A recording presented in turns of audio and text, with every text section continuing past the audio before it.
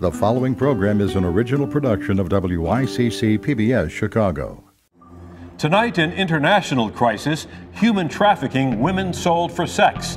How this global problem has now become a Chicago issue.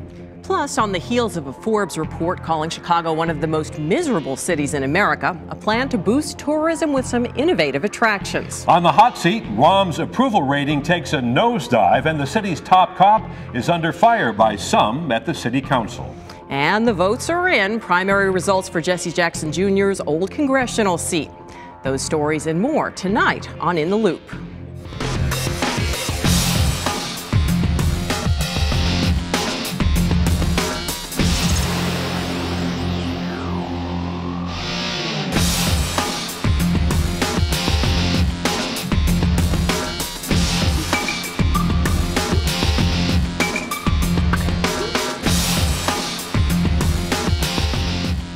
Good evening, I'm Chris Bury. And I'm Barbara Pinto. Tonight, we pull back the curtain and take an in-depth look at the horrible and often hidden world of sex trafficking. Worldwide, it's estimated that 2 million children are exploited by the global commercial sex trade. WYCC PBS Chicago will begin airing a two-part documentary this Saturday called Half the Sky. This film gives a remarkable voice to women facing oppression worldwide. It's a fascinating and provocative inside look at sex trafficking and the moving stories of girls trapped in that terrible life. And it is not just a global problem. As we'll hear tonight, it's happening right in our own backyard. So I don't know, maybe I'm 13 or 12, I don't know exactly. In the documentary Half the Sky, Somali mom recounts the horrible day that changed everything, the day she was sold as a child to a Cambodian brothel. I was so scared, and then the whole night they just raped me one by one. How many clans? I never count, I don't care, I don't count. After years of brutal abuse, Somali managed to escape. Her mission now, rescuing thousands of young girls from brothels throughout Cambodia. It is dangerous work, navigating around corrupt and heavily armed police who often take bribes from sex traffickers. I remember when I've been here in Phnom Penh in the past, there was a raid and you brought the girls back to your shelter, and then then the brothels raided your shelter and took the girls back. Nick Kristoff wrote the book Half the Sky, along with his wife Cheryl Wu Dunn. Both report for the New York Times. Both book and film shine a harsh spotlight on the oppression of women in third world countries, the tragic mix of lawlessness, desperation, and poverty that force so many into lives of sexual slavery. You've had the traffickers hold a gun to your head. Mm-hmm. Yes, you're going to take their own money. The girl is their money. So you bring the girl, of course they're not happy with you. The movie chronicles abuse happening halfway around the world, but those who work with young women in the Chicago area say we don't have to go far to find similar horrors here. I know too well what that pain is in their eyes. Anytime, even though it was 10 years ago that my daughter was raped, it's like the moment that a trigger comes, it happens right then again. WYCC recently showed excerpts from Half the Sky at a public forum in North Suburban Waukegan, followed by a sobering panel discussion. Just as bad on the south side of Chicago in Englewood. You think about violence against women, sexual assault, trafficking, all of those things happen here. Here in the Chicago area, sex trafficking is a very real problem. Earlier this month, 3 people in suburban Schiller Park were accused of preying on poor or homeless women, operating what Cook County State's Attorney Anita Alvarez called a sex trafficking house of horrors. The women were allegedly forced into prostitution under constant watch and held captive by a violent pimp who gave them daily doses of heroin and crack cocaine. Joining us now to help shed some light on this growing and troubling trend is Cook County State's Attorney Anita Alvarez. Welcome, State's Attorney. Thank you. We saw what's going on in Cambodia, and I think a lot of people think of this as a far-away problem. How big a problem is it here in Chicago? You know, it's a very big problem, and you know, that's the misconception. Everybody always thinks that it happens in another country, right? It doesn't happen here, but it's happening in our own backyards, and it's happening to young women and boys as well that are born and raised right here in the city of Chicago. So we see Chicago, it is a transportation hub, it's a convention hub. We are ripe for this type of crime, and we rank 3 on the national hotline by the Federal National Hotline for trafficking cases. So it's an issue that we really have to take seriously, and I think we have to increase the awareness so people realize that it's a problem right here in our own backyards and not just in a foreign country. It is profitable, is it not? I mean, you hear of street gangs getting into this instead of pushing drugs. Absolutely. It's a business, and when you look at it, it's a business, and what we've seen, particularly here in the city of Chicago, you know, we understand, we see our gang problems, and everybody always thinks is the gangs just out there on the street selling the drugs. Well, what we've seen in our last few operations is that the gangs are expanding into other crimes, and this is one. Why? Because they see it more as under the radar. They see it as extremely profitable, and what we saw in our Operation Little Girl Lost, which was we charged 10 defendants back in 2011. What we saw were that gangs that traditionally would be fighting each other and fighting over turfs for drug operations were actually operating as business partners, and they were working together. They were selling women between the two gangs, or sharing women. So it was really, we didn't expect to find that, but when we did, we realized that this is a business. Well, we know it's a business, but this is something that the gangs are now getting into. Isn't that a problem that a lot of people do think of it as a business, a transaction between a prostitute and a John, so therefore, who cares? Right. Many people think that these women are doing this because they want to do it, you know, and that's their job. Or they want to make money. And they want to make money. But what they don't realize is that what we have seen, particularly obviously when it comes to the children, I don't care what anybody says, no 12-year-old girl is going to go out there and do this on her own. Somebody's forcing her into this and someone's making money. But what we've also seen on the adult side is that many of these women were abused as children, were forced into this as adolescents, and now have been in it for so long. Many have become addicted and they have other issues, and they can't seem to get out of it. And so I think we have to change the attitude of people when they look at this and realize that so many of these women, they're victims, and particularly when it comes to the children, they are victims, and we need to treat them as victims. Now, you were instrumental in helping get a law passed here that a handful of states have adopted with some pretty controversial tenets, basically decriminalizing childhood prostitution and using wiretaps to get at some of these cases. Help us understand that. Sure. When we looked at internally how we handled these types of cases in the past, we realized that we really were not doing a good job. Number one, we certainly weren't getting these young girls out of this life and helping them, and we certainly weren't convicting the pimps who were out there putting them on the street. So we looked at our law and we rewrote the law, the Illinois Safe Children's Act, and we were quite happy that we were able to get that passed with one try, and it's the most comprehensive law in the nation. I say that with pride, because other states now are copying our law. But what that law does for us as prosecutors does several things.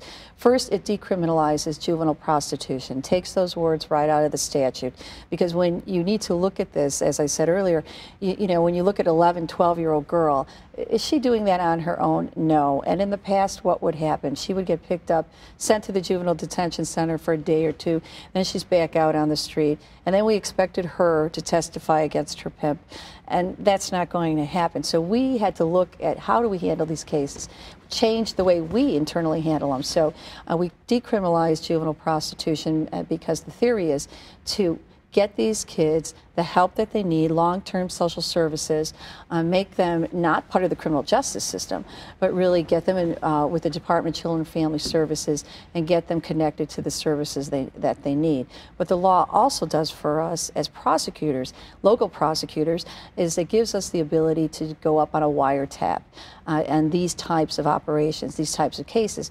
Because if you think about it, in the past we always had that ability to go on a wiretap for people selling drugs, but not people selling children. I think that's a little backwards. So that law gives us that opportunity, and in our Operation Little Girl Lost, we were able to, we were the first state to use a state-based wiretap on a trafficking case. It also increases penalties for the Johns, and we're able to confiscate cars now. In the past we weren't. So it gives us some great tools to really, try to combat this problem. You've got the tools of going after wiretap, but what about online? So much of this business has moved over to websites and Twitter and Facebook, and there are all sorts of First Amendment issues with getting at that. How does your office combat trafficking when it's moving into the internet? Right, and everything today is viral, right? And everything is online. And we have seen, even in those two operations, that many of the so-called dates were set up online, and not just forcing the women to walk the track, but also online. So we have, through our human trafficking unit and our internet unit, it focuses on internet crimes against children. We look into those cases, and we're able to actually put cases together with many of the stuff just being done online. And it's, we have to move with everybody else when it comes to technology, and to be able to handle these cases much better. You look at this and you think, who are these young girls? Who are these women? These girls come from all over the place, and many of them obviously come from homes that are broken. Many of them are homeless. Some of them are just, the Operation Little Girl Lost, the one young woman was just simply riding the L when she was approached by one of these offenders, and just kind of talked to and lured into, I can buy you shoes, I can buy you this. And then once they lure these girls into this, false hope and sense of security, and then we see what really happens, and that is the beatings. We've learned some new terms in these operations, like trunking, where a woman, a young girl, is actually, this is used as a form of punishment, taken and beaten and thrown into the trunk of the car and driven around for hours and hours as a form of punishment because she didn't do something that the pimp wanted her to do. We've seen branding, where the girls are tattooed with the pimp's name, so they're branded, each and every one of them. So there's some really horrific physical things that are done to these young women that, again, I think we have to all open our eyes and realize that it's happening right here. Wow, frightening, sobering. Thank you so much for sharing this with us. No problem. Anita Alvarez. For information, contact the National Human Trafficking Resource Center at 1-888-373-7888 or log on to WYCC.org to see a list of organizations working to combat sex trafficking. The compelling documentary Half the Sky will air right here on WYCC March 2nd and March 9th at 6 p.m.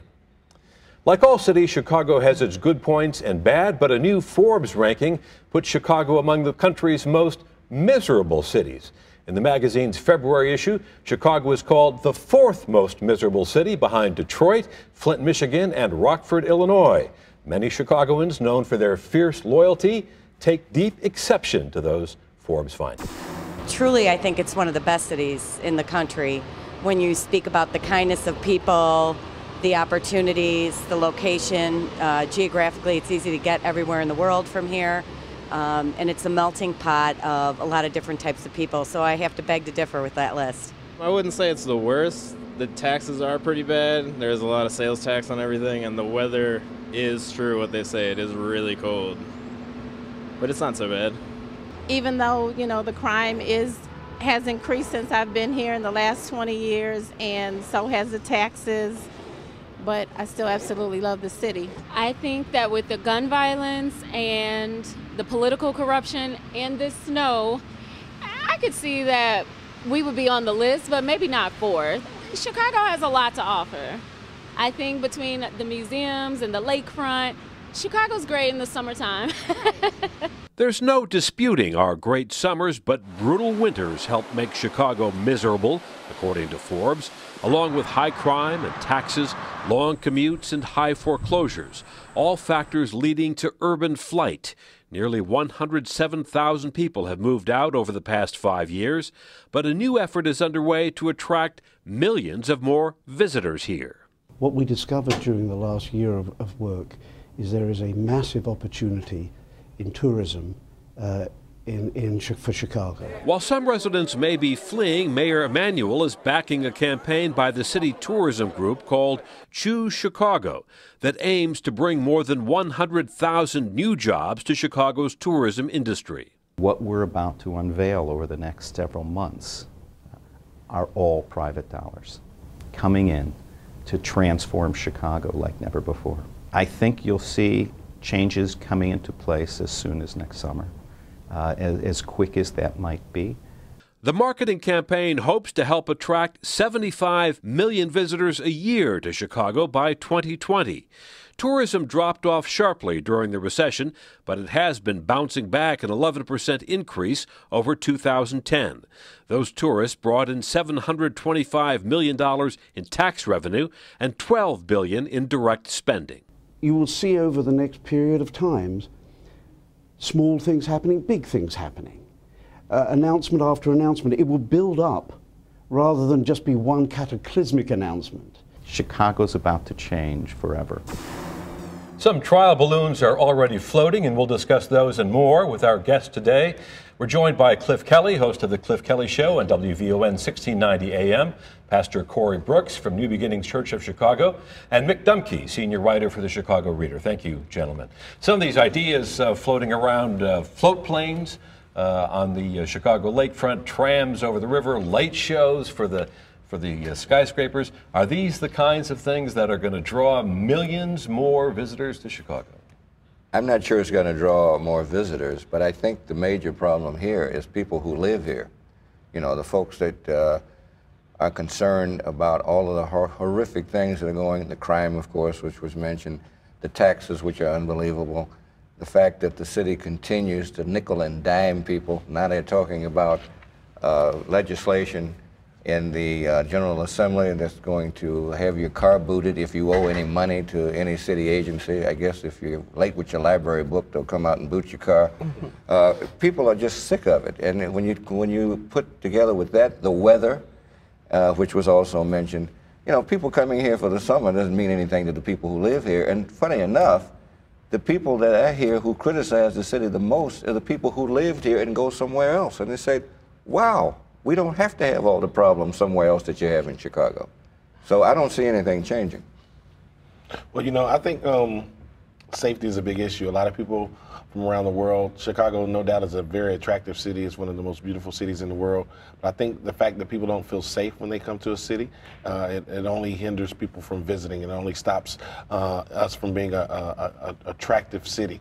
So we have to do more with the crime. We have to do more with people's safety, especially with visitors who are coming into our city. No doubt about that. I mean, when you go someplace else, we've all heard it, ranging from Al Capone up until what's going on now. People hear the worst parts of our city are getting out there, so the wrong kind of public relations is happening already.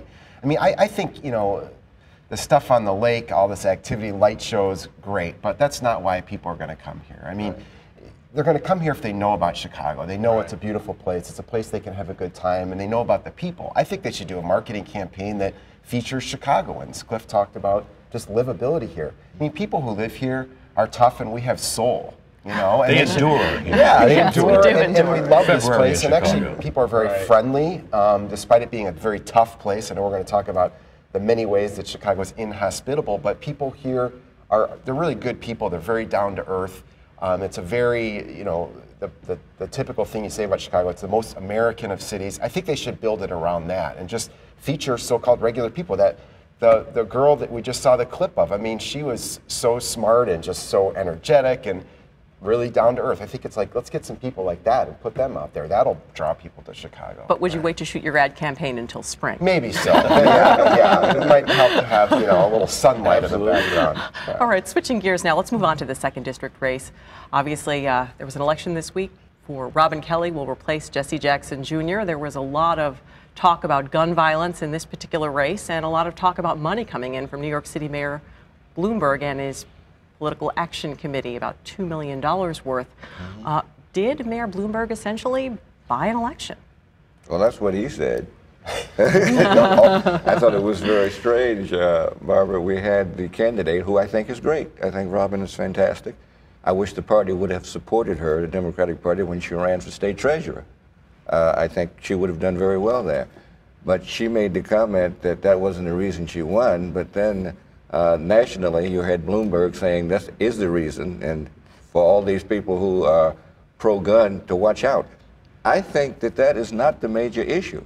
I was kind of appalled at the acceptance speech talking about guns more than the economy or education. That was at the end of the speech. And guns, you know, people are not being killed by assault weapons. They're being killed by handguns. Illinois has one of the strictest gun laws in the whole state. We're the only state that does not have concealed carry. But notwithstanding these strict laws, we have more killings than other places. So that's not the only issue. And I wish people would get off of that. I was against Citizens United, as the president was. And that's exactly what Bloomberg did. A lot of people resented that. Right, on the other side. But what struck me about the election results is how few people voted. Yes, it was a miserable day in our sometimes miserable city. The weather was horrible on election day, but only 25% of the voters bothered to turn out. And the actual votes cast are really pitiful here. That's a pretty typical, I think, kind of situation for a special election, though. You always have lower turnout. And like you said, not only was the weather bad, but we had, at this point in time, let's face it, every time there's a snowstorm that comes into Chicago, everybody freaks out as if it's some strange occurrence. And it's like, we do live in the north, these things happen. Right. So I think there was like all this buildup about how terrible the storm was going to be, and it kind of dissuaded people. Plus, let's not ignore the fact that a lot of people, I think especially in that district, are kind of worn out. I mean, obviously people want good representation. They're eager for someone who's going to go in there and be able to focus on being a legislator instead of legal issues. But you know, a lot of people are just kind of fed up. So I think it's sort of a, to use a terrible pun, it's sort of a perfect storm of things that happened there that kept people at home. Yeah, I think people are real frustrated with the political system, and that's one of the reasons why people did not turn out in numbers like we normally do, along with the weather, of course. But I think one of the things that we have to really be concerned about is the fact that, you know, you have Bloomberg and his PAC with $2 million invested in a campaign in our area. And I think people buying races and buying seats are things that we really need to be concerned about, especially when we have so many educational problems. We have so much the violence, the economy, things that we need to deal with. We have more to deal with than just guns. The Supreme Court has said that's legal now, so I mean that money's going to be here whether we like it or not. Absolutely. And I was figuring the calculations, it looked like about $7 a vote, if you accept the assumption that it She was a pretty strong candidate, though, let's be fair. I think From just the right out of the gate, yeah. she seemed to be the strongest candidate. So I think that she can certainly make the argument that, you know, the $2 million wasn't the decisive factor, but $2 million is a lot of cash. Not what anybody who's got in politics knows that helps a lot. Absolutely. But when you have more money than all of the other candidates put together, that tells you something. Just the organization you can build. And not only the organization, Mick, but the fact that you can, TV ads mean a lot, particularly if they are unanswered. Right. Now, when your opponents don't have any money to respond to what is out there against you, that's a killer. Yeah, you on TV versus your opponents maybe getting on YouTube. Exactly. You mentioned frustration with the political system. Let's talk about Mayor Rahm Emanuel. A recent survey by Cranes shows that his disapproval ratings are high. 50% of people lean toward disapproval of the mayor, only 19% showing strong approval of the job he's done. This is down considerably when he had 34% approval in September. What does this mean for the mayor halfway through his term? Well, the honeymoon's over, and you know, let's face it, every time there's somebody new comes into office, they generally get that little period where people give them the benefit of the doubt, especially when you have a situation where you had a mayor in office for more than 2 decades. And even though he remained very popular, and I think Mayor Daley would have won re-election if he had chosen to run again, despite his many political problems. But you know, I think Rahm Emanuel came in, he understood this, has a lot of energy, and was seen by a lot of people as just, you know, this whole new, just really a breath of fresh air. Now it's down to the nitty-gritty of governing. It's a lot harder. If you're favorable toward Rahm Emanuel, saying, well, he's making the tough choices, and that's going to make a lot of people unhappy just by nature of the kinds of things he has to do. If you're a critic of Rahm Emanuel, and we're hearing a lot more from these folks now. You're saying he doesn't understand Chicago. He Well, doesn't it's not just the mayor. understand It's also the police superintendent is under fire by aldermen at the city council, and some have said his days are numbered. So there seems to be sort of a growing distrust at the top, and maybe this coincides with the rising crime rate. Well, I tell you, yeah, there are aldermen who have said that. Alderman Brookins, who is the chairman of the Black Caucus, said that if McCarthy doesn't do something about the crime situation, he's a goner. What does the mayor do? The next day he says, McCarthy has my 100% support. 1,000%. Did he say 1,000? Oh, I'm sorry, 1,000%. People seem to forget the fact that by law we have what's called a strong council, weak mayor form of government. And when people suggest, well, you know, you're crazy, I said, well, think about the 29-21 when the 29 aldermen were against the mayor, Harold Washington. He couldn't even make appointments. So as soon as the Black Caucus chairman says, or makes this threat against McCarthy, the next day the mayor says, hey, he's staying here. Yeah, so we'll see how this is. We'd like to thank you, gentlemen. We'd like to thank our panelists, Cliff Kelly, Pastor Corey Brooks, and reporter Mick Dumpke. From mummies to dinosaurs, excuse me. Oh, I'm sorry, go right ahead. Step on you. From mummies to dinosaurs, Chicago's Field Museum has one of the country's largest collections of specimens and artifacts, but how much of it is actually on display? One WBEZ listener poses that question in this week's Curiousity. How many objects does the Field Museum have in its collection, and how many are on display?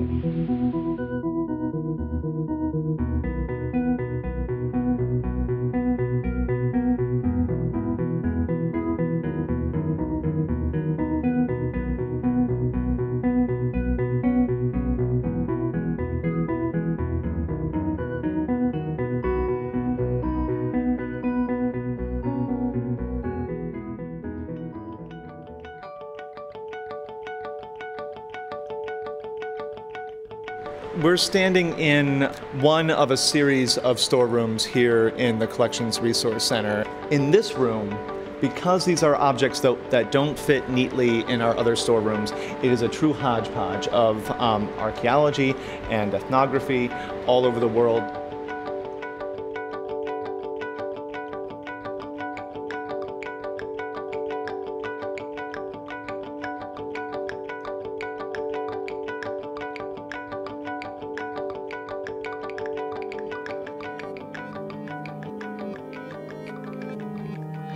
Maybe we could look into this cabinet. These are all Maori cloaks from New Zealand. Here's something with probably 4 or 5 different kinds of bird feathers. One of the wow pieces is this one. This is actually the lid to an Egyptian sarcophagus, the base of which is outside the entrance to our Ancient Egypt exhibit. The cumulative weight of those two elements is apparently too heavy for the floor in that area, which is why they're not displayed together. This is a stucco arch from the ancient city of Kish. What you see, these sort of rougher, darker pieces, that's the original. Everything else here is modern reconstruction.